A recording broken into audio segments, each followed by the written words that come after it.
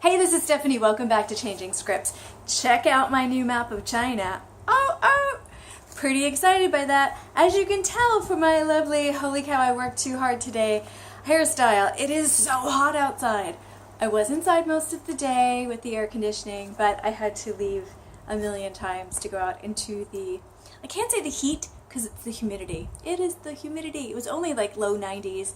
But the humidity was like 70 something percent. It was dripping. But that's not my point. My point is not heat fatigue. My point is resource fatigue. Da. What are you talking about, Stephanie? Let me tell you. Oh, I hate people that refer to themselves in the third person. I'm so sorry. Okay, here's the deal. I decided to do this channel because I wanted to learn a language in a different way. I wanted to experiment with some methodologies I haven't used. I either haven't used myself in learning a language or that I've been meaning to use. And I wanted to try different things. And since I was in China, I decided this might be a good time to try to learn Chinese. I know, simple hobby, right? Let me move this a little bit down. That's really weird. There we go. Oh, that's better.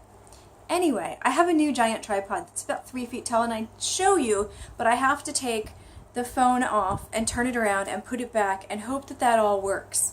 That's not happening today. I'll show you next time. So, resource fatigue.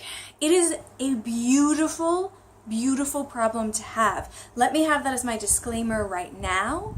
Probably going this way. Anyway, my disclaimer is this is a wonderful, wonderful problem to have, is having too many resources. And I was thinking about this today. It's probably similar for folks who are learning English or Spanish, possibly, what's another language that's spoken really, really widely? French is spoken is learned pretty widely as well, right? Probably Italian is learned in a lot of places. There are fair pockets of Japanese learners. So if there's a language that a lot of people are learning, a lot of people are creating materials. And this is the beauty of the internet, which is where, until I got the books yesterday, I was pulling most of my resources from, is that there's a lot of people wanting to share their information, share their tips, and make money off of people that are trying to learn. And I am guilty of that. Eventually, someday, when I get to a point where I feel more comfortable with the Chinese language, I do want to make some mobile apps, and if they make money, awesomeness to find.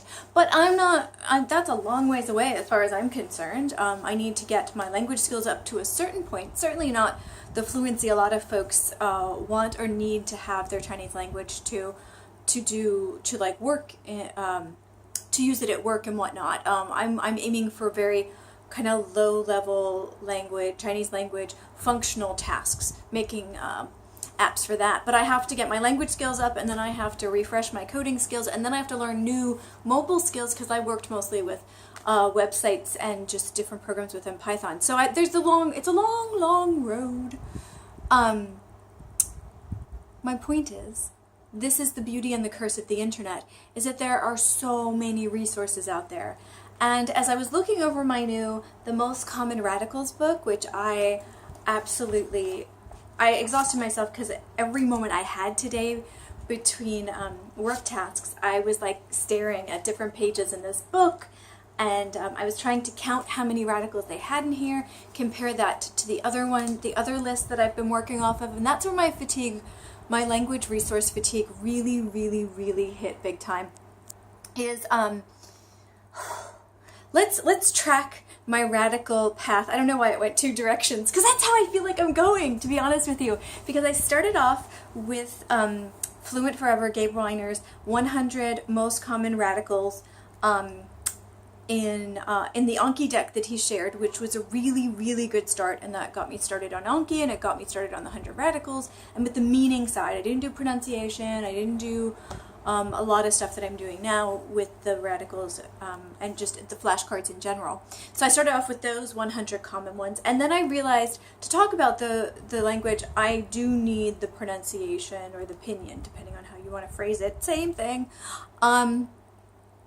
So then I made my own deck, and I'm still working on my own decks. I've got a few different ones right now, actually, with a different set of radicals. I found one on a website that I learned Chinese, I believe. I showed you on a previous channel, where they had the radicals by stroke order, which I really liked because, as you may notice if you have been following any of my other videos, when I started to get comfortable with the languages, when I started to do the tracing practice with the Chinese Writer app, and that's when it started to feel like a manageable task, even though it's a mountainous task to learn this language. And my goal is reading and writing, so it's a really, really mountainous task as opposed to a light mountainous task.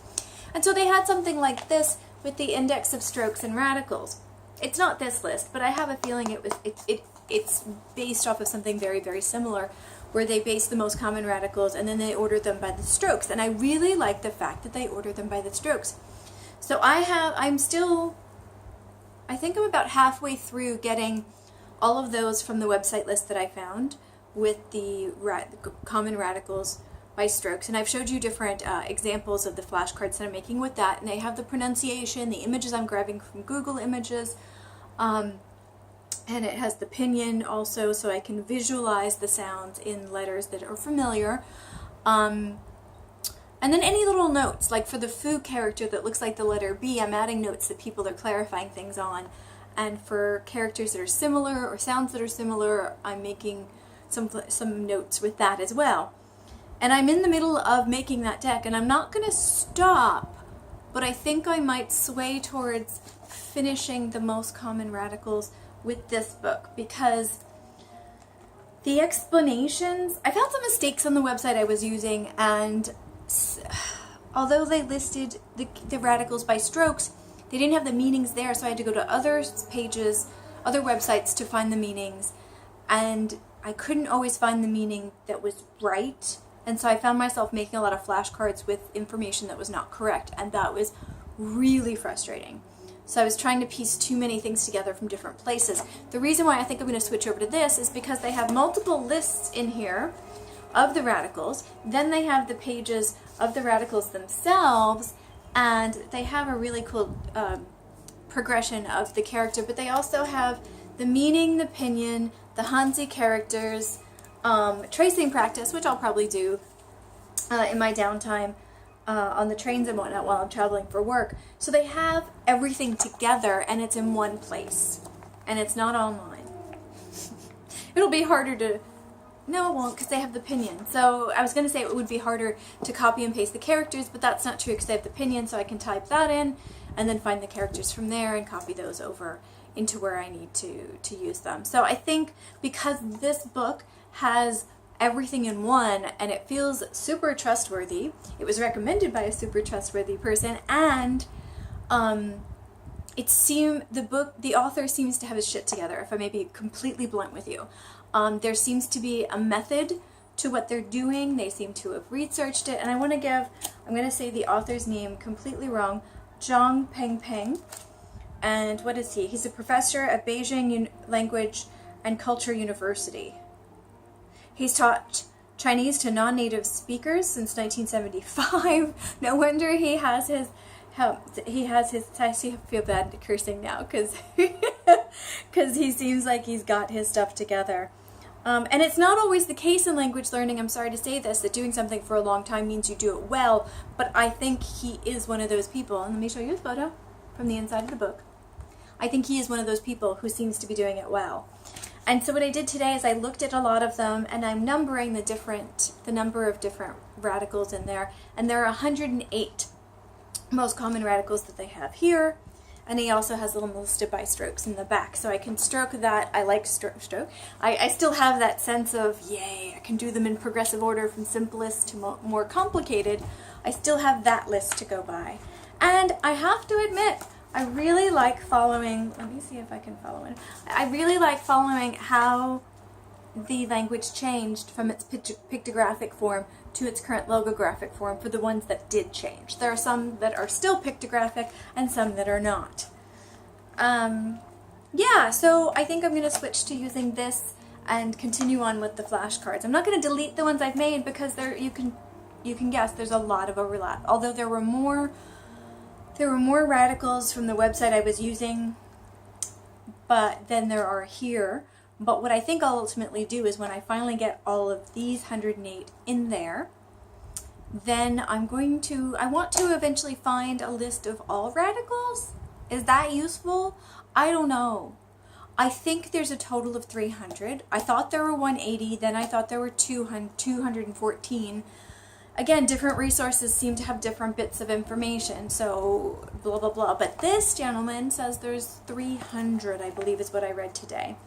So I feel like once I have these 100 in there, plus the extra ones that the website I was originally using was left over, then maybe I'll put the extra 200 in there. I'm not sure. I've got resource fatigue. I don't know. I'm still doing stuff every day. I'm still pushing along, pushing along, pushing along. I'm trying to, when I get overwhelmed by resources not agreeing with each other and me using stuff incorrectly and me having the wrong meanings in the flashcards, I'm trying not to get caught up in that, and I'm trying to still progress with the stuff I have and come back and fix the stuff that's wrong later.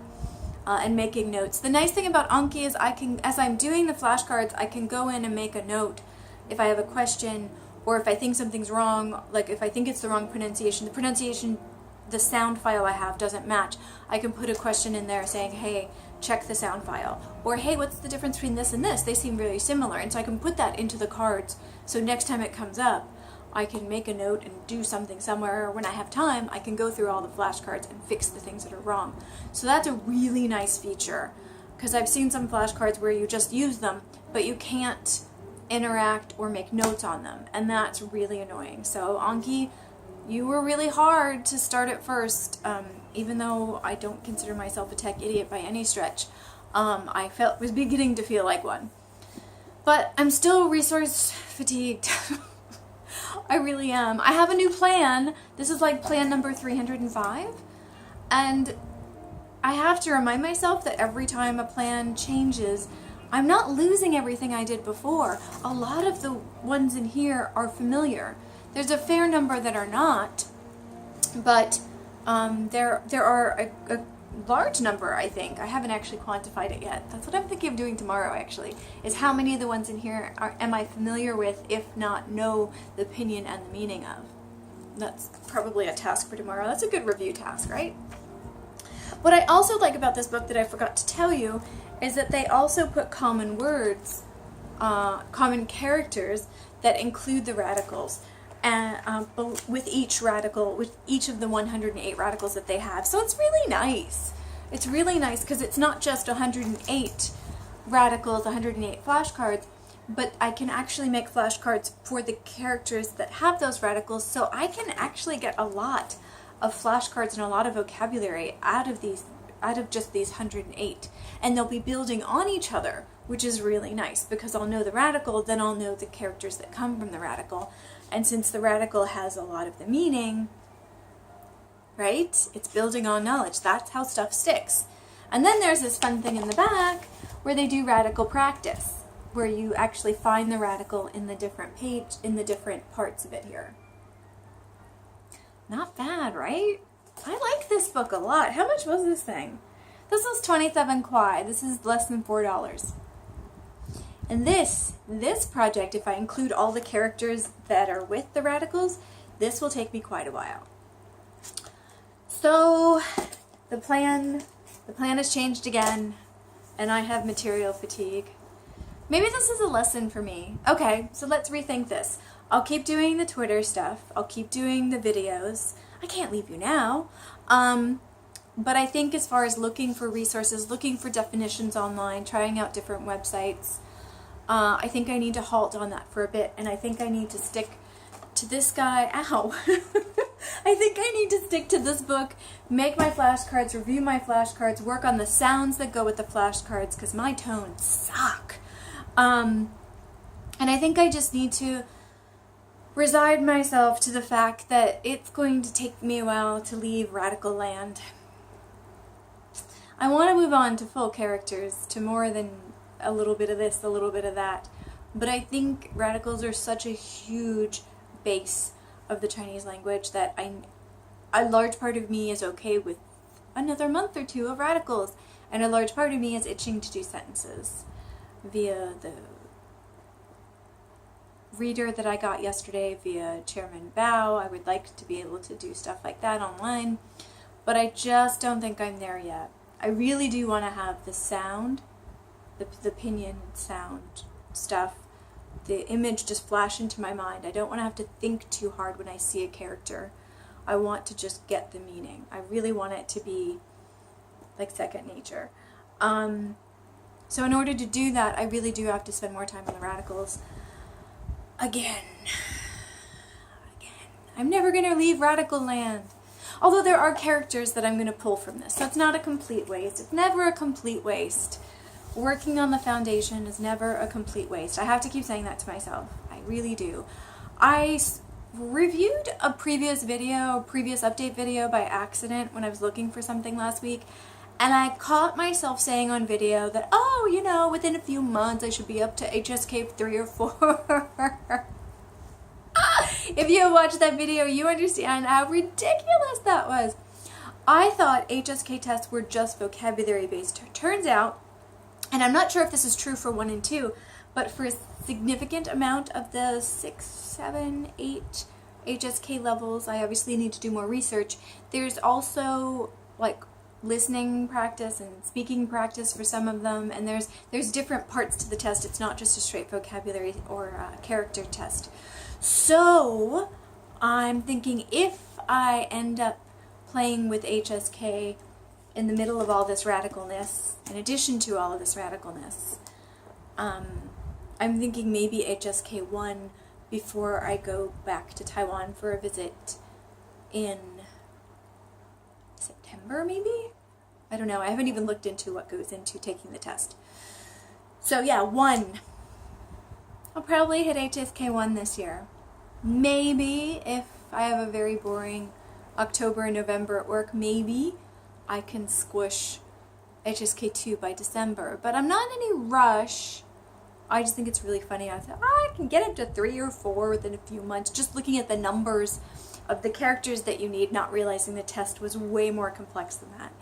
And again, I still need to find out more about the test if I decide to go that route.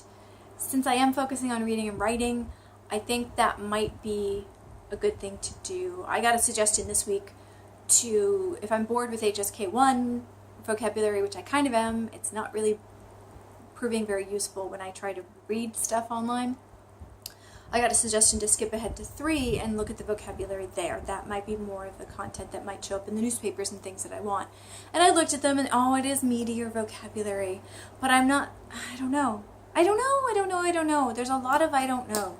And I think part of me needs to slow down a little, embrace the radicals for another month, and keep playing around with stuff on the side, but keep the base going forward. Keep the radical flashcards on a daily basis, keep working on the pronunciation, and what will come will come.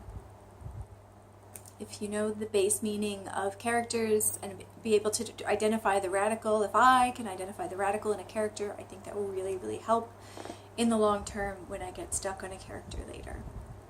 And he does talk about how to look up things in a dictionary in here. So, and of course you do that with radicals, apparently. Cool. So there's a lot I can pull from this, not just memorizing more radicals, but that is basically what I have coming to me for the next few weeks again. Material fatigue.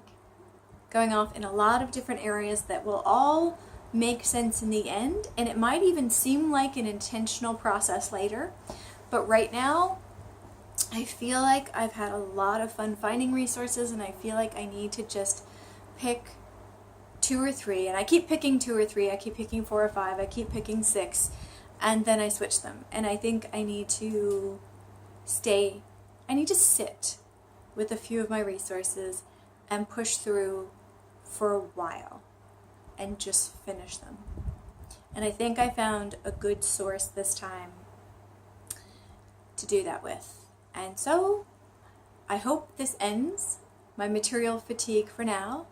I'm sure it will return later when I actually can read things online, and then I start getting a lot of vocabulary that is really web specific and totally confusing, and I find conflicting vocabulary, and I look forward to those moments. But for now we're going to stick to the basics. If you are studying Chinese and you have had a similar language or resource fatigue with all of the stuff that's available online, please do leave some comments below and let me know what was your solution. Did you kind of step away for a while, or did you make like a long spreadsheet list of the different ones and what was good with each one? What did you do? What did you do to get beyond the fatigue and just keep studying? What was your process? What did you pull from the internet versus what did you say, nah, that's okay, I don't need you? Alright, thank you very much for watching, and more later.